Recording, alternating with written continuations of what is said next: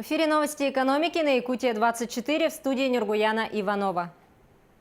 Предложения жителей Якутии будут включены в национальную программу по развитию Дальнего Востока. Об этом сообщил глава Якутии Айсен Николаев на встрече с главными редакторами СМИ Якутии. Он подчеркнул, что участие республики в разработке национальной программы развития Дальнего Востока на период до 2025 года с перспективой до 2035 года является одним из основных направлений работы региональных властей на данном этапе. Я рассказал президенту Владимиру Путину, что мы в Якутии будем заниматься разработкой документа не так, как раньше, когда это было прерогативой только правительства. Мы соберем предложения от людей, общественников, парламента, муниципальных образований, бизнеса и экспертного сообщества для того, чтобы максимально их обобщить и внести полное общее видение республики для включения в эту важную программу, сообщил Айсен Николаев. Отмечу, что в этом месяце Минвостокразвития Российской Федерации уже планирует начать обсуждение подходов к разработке этого масштабного документа. У якутян теперь есть возможность повлиять на величину кадастровой стоимости объекта недвижимости. Оценку проводят в отношении объектов капитального строительства, земель, населенных пунктов и земель сельскохозяйственного назначения. Декларацию о характеристиках объектов недвижимости необходимо подать до 1 января 2019 года в Центр государственной кадастровой оценки. Базой, конечно же, являются те сведения, которые у нас учтены в Едином государственном реестре недвижимости кадастровой палаты, проще говоря. И если с момента регистрации прав объекты недвижимости претерпели какие-то изменения с точки зрения изменения вида разрешенного использования, изменения наименования, каких-то моментов, то как раз это в декларации можно отразить. Форма декларации размещена на сайте cgko.saha.gov.ru. Уже в 3-4 квартале 2019 года якутяне смогут ознакомиться с результатами кадастровой оценки. К концу года их утвердят, а в 2020-м исчисление налога в отношении имущества физических и юридических лиц начнут взимать, исходя из этих результатов. Теплоэнергосервис завершает навигацию 2018 года для нужд ресурсоснабжающих объектов компаний, расположенных в 6 районах Якутии и на севере Хабаровского края. На текущий момент для работ по подготовке к отопительному сезону 2018-2019 годов на отдаленные объекты теплогенерации доставлено более 2800 тонн строительных материалов, труб котлового оборудования. Сформирован необходимый нормативный запас топлива.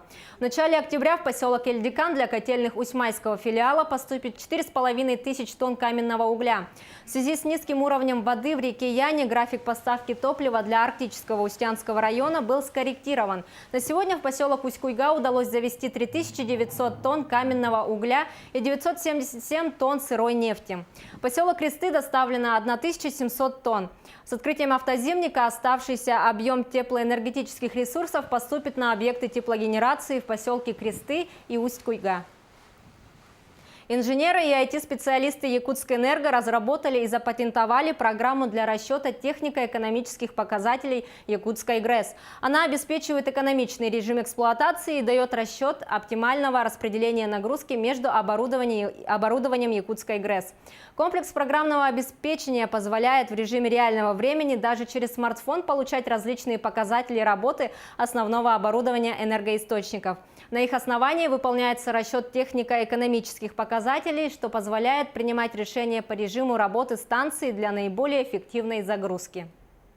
Наши специалисты разработали и внедрили систему, которая объединяет и дополняет системы диспетчеризации ЯГРЭС, ЯГРЭС-2 и ЯТЭЦ в единую систему хранения и доступа к данным. Задача была непростая, потому что все станции имеют различные технологические процессы, разноплановый парк основного оборудования, приборов учета, различную диспетчеризацию.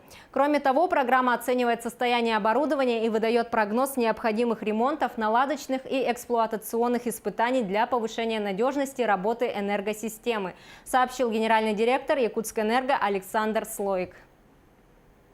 Якутия находится на 2-м месте по выданным дальневосточным гектарам. На 1-м месте Приморский край, на 3-м Хабаровский край. Программа «Дальневосточный гектар» предоставляет право каждому гражданину России на получение земельного участка площадью до 1 гектара на Дальнем Востоке бесплатно. Участники программы могут воспользоваться государственными мерами поддержки, ознакомиться с которыми можно на сайте Агентства по развитию человеческого капитала на Дальнем Востоке. Дивиденды Алроса за первое полугодие этого года составят 5 рублей 93 копейки на акцию. Всего на выплату дивидендов будет направлено 43,7 миллиарда рублей или 70% от свободного денежного потока. Таким образом, по итогам первых 6 месяцев текущего года Алроса выплатит в виде дивидендов более чем на 5 миллиардов рублей больше, чем за весь 2017 год. Продолжение темы. Компания Алроса реализовала крупные алмазы специальных размеров на аукционе в Гонконге, получив суммарно 10 миллионов 700 тысяч долларов США выручки от продаж. Всего на аукционе было реализовано 136 алмазов ювелирного качества общей массой 2234 карата. В том числе компания продала 25 камней фантазийного желтого цвета, их суммарный вес 440 карат. В торгах приняли участие 54 фирмы, в том числе из Гонконга, КНР, Бельгии, Израиля, Индии. Последний в этом году алмазный аукцион в Гонконге прошел одновременно с ювелирной выставкой Hong Kong Jewelry and Gem Fair. На прошедших торгах мы реализовали не только стандартное сырье, но и редкие алмазы фантазийных желтых оттенков, пользующиеся особой популярностью на рынке, отметил член правления, директор единой сбытовой организации Алроса Евгений Агуреев. Курс доллара и евро продолжает снижение. Так, на 3 октября, по данным Центробанка России, американская валюта составляет 65 рублей 22 копейки, евро 75 рублей 22 копейки.